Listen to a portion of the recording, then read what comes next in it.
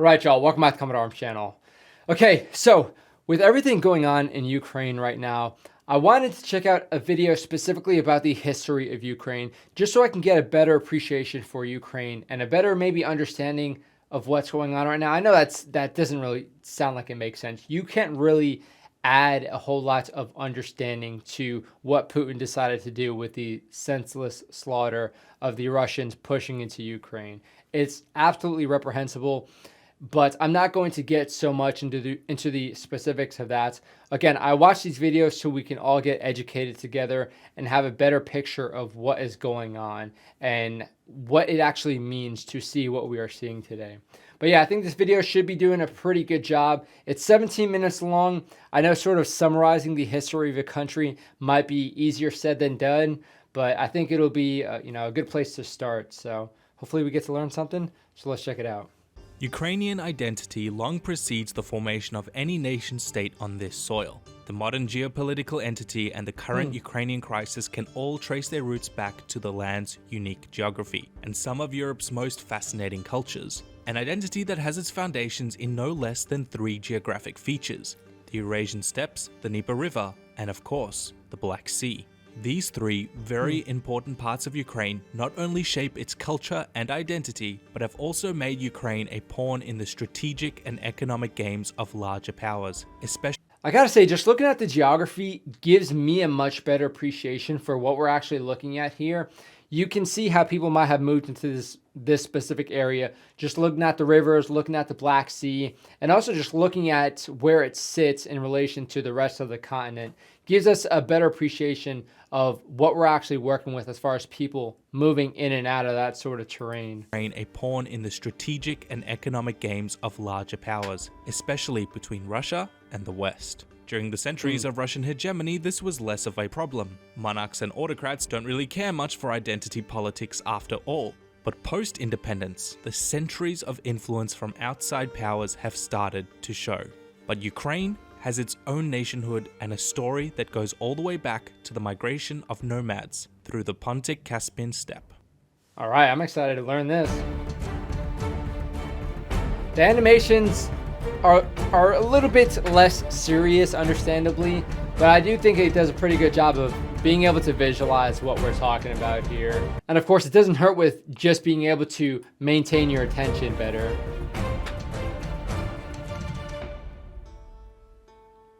Well, it's been a long time coming, the remake of my old Ukraine video. Let's see if I can get it right this time.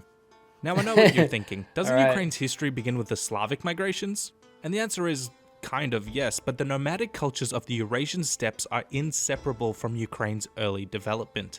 A steppe, in geographic terms, if you're not aware, lends itself almost exclusively to the development of nomadic societies. They lack geographic boundaries for defense, materials for building, and the grazing patterns of animals mean that, well, you go where the food goes. Okay. This is one of the reasons why the horse was domesticated in the steppes. It made travel and hunting easier, and facilitated the raiding of rival tribes. And if a horde got big enough, it might start raiding, say, the crumbling Roman Empire. Hordes of Alans, Huns, Avars, Bulgars, and Khazars had passed through this area on their way to the rich lands of Rome. And again, just giving us that definition allows us to get a good idea of how people sort of move through this terrain, or why they sort of move through the terrain, and sort of how the boundaries might have started getting defined. Each had left a massive influence on the Slavs and directly caused their migrations in the first place. If you think about it, the only place being worse than Rome would have been like anything on the way to Rome.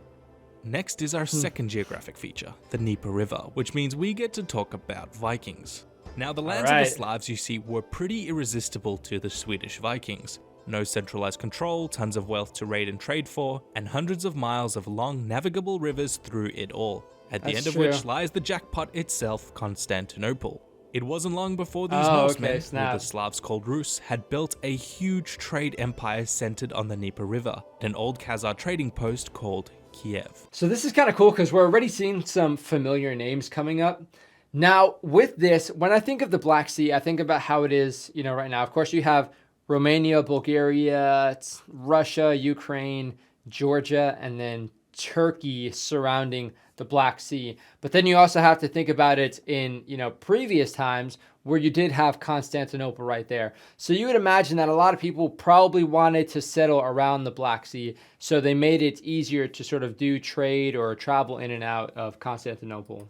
Now, of course, the Slavs did eventually expel the Vikings from their land, but then quite ironically, politely asked them to return and rule them, which began the medieval state known as the Kievan Rus.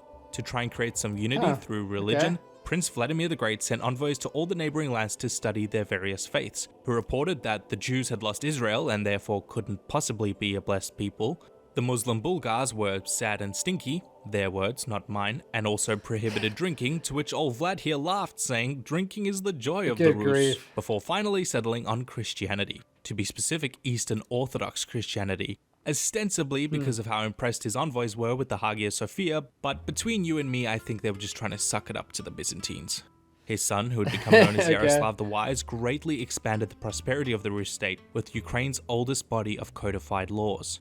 Although the Rus were pretty prosperous, they soon fragmented into regional rival city-states for two main reasons. One was the arrival of the Cumans, who took control of Crimea and severely handicapped their trade routes, and two was the decline of its most wealthy ally, Constantinople, thanks to a little event called the Fourth Crusade. You really can trace a lot of Europe's history to this event, huh? Due to increased infighting, the Rus cities were at their weakest. Now, again, it is an animation, and they are going to sort of summarize things in a very simple way, so it's a little bit easier to understand. But again, it does give us a much better appreciation, and I'm learning a lot more than I would have known previously because I'm not too familiar with this area.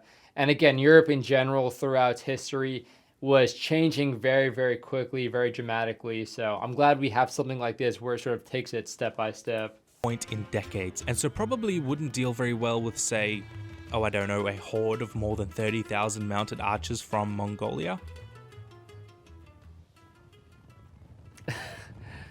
Oh man, yeah, mess with the Mongolians back then. Rotten luck. The part I want to focus on here during an era called the Mongol-Tatar yoke is not so much the rapid rise of the Golden Horde, which made the Rus its glorified cash cow through extortion, but rather its inevitable and arguably more important collapse. Because in what was the medieval Rus state, three regional powers would come to fill the Mongol vacuum, forever driving a wedge between the northeast and the southwest. Moscow would consolidate in the north, becoming the genesis of the Russian state, but for Ukraine, that genesis was in Lithuania. So this is kind of cool because now we're starting to see everything sort of take shape, because you start seeing all those capitals, and you can imagine once you have the capital, then you can just picture those civilizations sort of revolving around that. It's hard to conceptualize this today, but the Lithuanian state once stretched from the Baltic to the Black Sea, later forming a union with Poland, absorbing swathes of those old Mongol Rus lands, which in Latin they called Ruthenia. This was the turning point for the lands of the Rus controlled by the West, diverging from those controlled by Moscow. Through the Polish-Lithuanian Commonwealth, what would become Ukraine had a direct line to Western philosophy and liturgy, with the Greek Catholic or Uniate Church flourishing in this period, whereas Moscow was isolated and inherited its autocratic rule from the Mongols. Even more so, symbolically, Moscow saw itself as the Third Rome, the defender of the Orthodox faith, which further alienated it from the West. Then we have our third regional power. And again, now we're starting to see religion sort of taking a part in really finalizing and cementing these borders in place. Crimean Khanate, a rump state of the Mongol-influenced Cumans, whom the Slavs simply called Tatars. And here we get to talk about one of the most fascinating aspects of Ukrainian history. With the introduction of serfdom, a more severe form of feudalism, thousands of peasants fled to the vast, open, sparsely populated frontiers to escape subjugation. Embracing their nomadic roots, living off the land free and fairly, they constructed a whole society with refugees, peasants, escaped serfs and slaves, Tatars, Ruthenians, Catholics, Orthodox, and Muslims this is Crimea alike. then? They would become perhaps the most important piece of Ukraine's identity, the Cossacks. Okay. It's hard for me to overstate just how powerful the Cossacks became. Not only were they Really? instrumental in leveraging their autonomy and powerful armies in service of the Polish crown, but they became inseparable from the idea of self-determination. The roots of Ukrainian ideas of independence were the Cossacks. And if they weren't treated the way they wanted to be, as equal autonomous partners, then they would be more than happy to fight on behalf of someone else. An opportunity they soon took during the Second Northern War. The Northern Wars were a long series of not altogether related events, but basically amounted to these four powers butting heads for more territory, especially over the Baltic Sea. But the part we're going to focus on is the Khmelnytsky Uprising, and for this... Okay, so I'm just trying to get... So again, we're really seeing things take shape. So now we're seeing what is, you know, like a modern day Russia. We have Poland, Lithuania, Sweden, and then we have, so the Cossacks, which I guess were the original sort of Ukrainian identity, if that's what I'm hearing correctly. Yes, we have Joe from the channel Jabsy. Although the Cossacks had formed a close bond with the Commonwealth and had participated in numerous wars against the Turks and Tatars, the spirit of independence within their homeland, the Zaporozhian Sich, lived on. Tensions had reached a boiling point when King of Poland, John Casimir II, treated the Sich with contempt, and made efforts to curtail their autonomy spurred by many local Cossack uprisings. When wars broke out between the empires of Russia, Sweden and Poland-Lithuania, the Cossacks took the opportunity to assert their independence and revolted under the leadership of Hetman Bohdan Khmelnytsky, aligning themselves with Moscow. To this day, it is still unclear whether the treaty between the Tsar and the Cossacks aimed for further integration within the Russian Empire, or simply as a temporary military cooperation. But the Russian Empire's growth in the 18th century would ensure that Russia's interests would soon dominate. However, right-bank Ukraine still remained loyal to the Commonwealth, and when the left-bank Cossacks invaded Poland on the side of Russia, it set off a series of brutal atrocities remembered in Poland as the Deluge, and in right-bank Ukraine it is known as the Ruin. This pivotal event would not only weaken the Commonwealth as a regional power, but also result in the creation of a Cossack hetmanate within the ironically far more heavy-handed rule of the Russian Tsars. And if you'd like to learn more... Okay, so it looks like we're seeing the Cossacks allying themselves with the Russians to give them more of a fighting chance and give them some sort of backup in the area. But now that everything seems like it's getting really, really ugly, I'm sure everybody's just going to get thrown into the mix and things are just going to get uglier in general for the area. About this period, come check out my video on the Khmelnytsky Uprising over on my channel Jabsy. Now basically from the onset of the uprising, the Cossacks were treated with a certain degree of suspicion by the Russians. They were all too happy to use them to defend against Tatar raids and even to aid them in their conquest of Siberia, but the Tsars knew all too well that a Cossack revolt could spell absolute disaster if they ever lost the Hetmanate's favor. All the Cossacks wanted was independence, and Russia simply couldn't allow that to happen. Their fears were pretty well founded as it turns out, since the Cossacks again switched sides in support of Sweden during the Great Northern War, but this time at the disastrous Battle of Poltava. The Cossack host was defeated, and from this point on, the seeds of malicious distrust in Ukraine had been sown. Russian control over the Cossacks, and Ruthenians in general, would slowly increase over time, accelerated by the partitions of Poland where all of Ukraine, save for Galicia, found itself under Russian rule. There was of course an added benefit to increased control over the Ruthenians, and that was because they stood between them and something the Russians deeply coveted: the Black Sea. From the 15th century onward, it was clear to the Russians that the only way to truly become a world power like those of Western Europe was through a large, powerful navy, but they lacked much in the way of seaports. This was one of the most... Yes, the Black Sea has always been super interesting for me. Obviously, it doesn't really give you like access to the seas and oceans and whatnots, but if you're able to lock that down, you have to think it's surrounded by all these different countries. So it gives you a way to maneuver your element, or, you know, maneuver your troops in a way that other countries wouldn't be able to if they didn't have that naval superiority, if they didn't actually have that access to the Black Sea. So it looks like that's sort of a point of contention that we're seeing right now. And I'm guessing it's going to persist for, I guess, several centuries. Motivations behind the Northern Wars, after all, gaining control of the Baltic Sea. And it wasn't long before Russia started eyeing the Black Sea as well, inconveniently controlled by the Ottomans and the Tatars. One Russo Turkish War later, Crimea was now easy pickings and annexed in 1783, just in case you thought Russia annexing Crimea was a new phenomenon.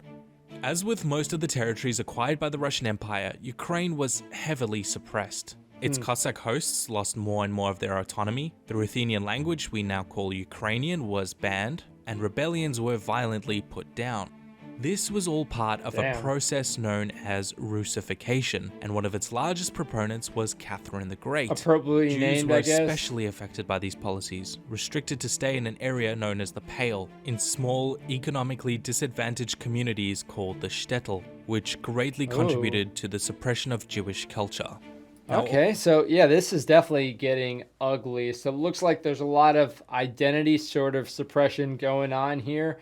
Now, again, it is an interesting thing. I mean, you do see a lot of shifts and sort of countries trying to have these sort of like puppet states, I guess. I'm not sure if that's exactly what we're seeing here. It seems like the Russians are kind of just suppressing them more than anything, not really wanting to give them that sort of autonomy. But again, you can see they're trying to get to the Black Sea, so that's what they're trying to maintain control of at this point. although 19th century Russia was succeeding in the spreading of its internal power, the same cannot be said for its place on the world stage, and their intellectual control over Ruthenia would weaken due to several reasons. Firstly was the spreading of the Enlightenment ideas of self-determination during the French Revolution. Okay. Secondly, the revolutions of 1848. And thirdly, the very overt demonstration that Russia was not the invincible power it fancied itself. Okay. Losing major world conflicts in the disastrous campaigns of the Crimean War and the Russo-Japanese War had exposed a weakness in the Tsarist regime that had stubbornly lacked reform and industrialization on the scale of other nations.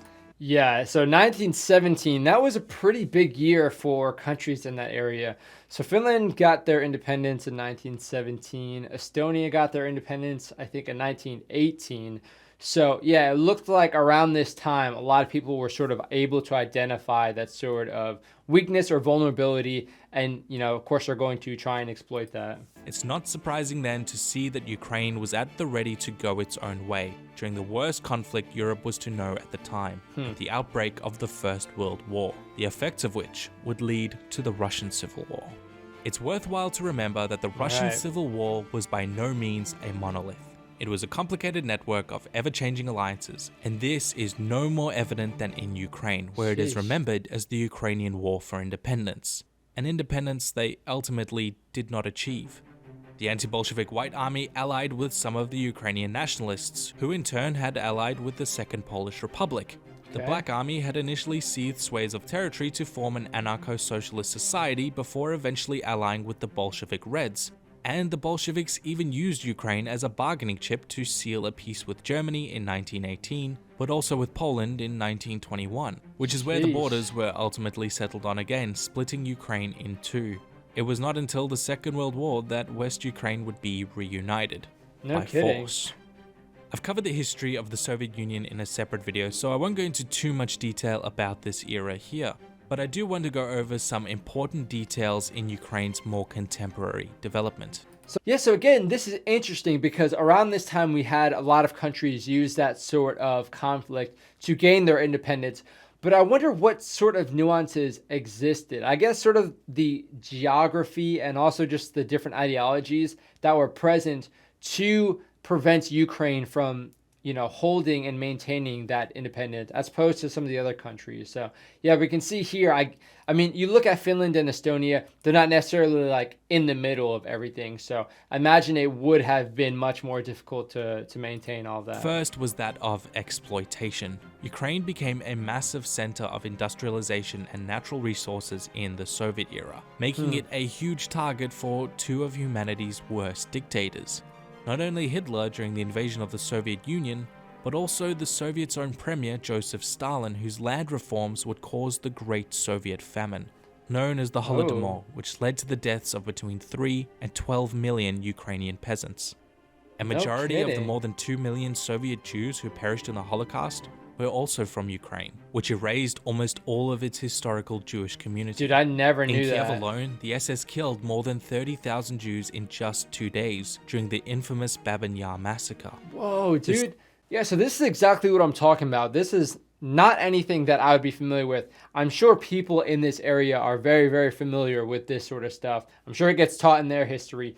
But again, there's a lot of history out there, and it's hard to get a good exposure to all of it without, checking out videos like this and sort of seeing what led to certain things in history. Second is more to do with Ukraine's current geopolitical standpoint, which I think is vital to understanding post-independence Ukraine. which has been in a push and pull in two directions directly linked to its unique geography. The vast open steppes are still envied by the Kremlin, who has lost one of its great buffer zones to NATO. Pro-Western leadership in this young nation has been hamstrung by Russian influence on more than one occasion. Russia wants Ukraine to be a quiet and stable ally, and they've actively supported pro-Russian separatists since 2014. The Dnieper River still forms the nucleus of the nation, and a divide that has gone back centuries by influences from outside powers. The inhabitants on the east of this river are still more likely to identify as and to speak Russian, thanks to centuries of oppression under the Tsars and the Soviet Union. I wonder if that's still true today. I mean, if it's really that obvious to make that sort of split. But yeah, I guess I never even realized this river literally cuts like right in the middle of Ukraine. And of course, the Black Sea is still as hotly contested as ever. Fearing Ukraine moving to closer ties with the European Union, and the rampant instability of the Ukrainian crisis, Russia illegally annexed the Crimean Peninsula to protect its Black Sea ports. The current Ukrainian crisis may feel new, but it's worth remembering that we're not at the end of Ukraine's story. Now, just so y'all are aware, this video came out in 2020, so it's not actually referring to the recent Russian invasion of Ukraine. Are we ever? We're in the middle of its most recent chapter, and conceptualizing its past may help with its future going forward. Thank you to today's sponsor, Okay. Again, so this is why I love checking out these sorts of videos, is you get that understanding of how these sorts of borders were developed, what sort of ideologies were present, what sort of religions were present, what people were, concerned about. We can see with the Cossacks are trying to have that sort of autonomy, but then you have the Black Sea there, you have the rivers, and then further on you have this sort of buffer zone between Russia and NATO. So you can see where it starts creating all of this sort of points of contention. So we can see that there was some instability in the area, but what we're seeing today is just straight up warmongering. You can't make the argument that this entire country is totally okay with just having this Russian identity, because you can see obviously that's not the case. You might have people that are loyal to Russia in certain parts, but to make the decision to straight up invade the country and push into their capital, it doesn't make any sense, and it's just really frustrating to see this sort of stuff. Again, I'm sort of in a privileged position to be able to be here in the United States and react to a video like this with very little threat to me right now. But it's just frustrating to see that this is happening and that people have these sort of influence to make these decisions and try and sometimes successfully convince people that it's the right thing to do. So, of course, let me know what you guys think about everything going on. And let me know what you think about the video specifically. I think it did a pretty good job of remaining relatively unbiased enough to give us a lot of the information as far as just, what was going down in that specific region of the world throughout all of these centuries. And of course, let me know your thoughts of the invasion specifically. And like I said, it's frustrating to see, but the least I can do is sort of educate myself to the history of that region, and use this sort of platform to give this information to everybody else so they can make their own determinations about what they feel or how they should feel. But of course, let me know what you guys think. Thank you for watching the video. Of course, if you have any sorts of opinions, you can throw them down below, or you can head over to the Discord, where there's been a lot of interesting discussion about what is going on in Ukraine right now. And I think everyone's doing a pretty good job of remaining pretty civil about that. So it's pretty good to see, considering, everything that's going down. But thank you guys for watching. That's it for this video. I'll see you all in the next one.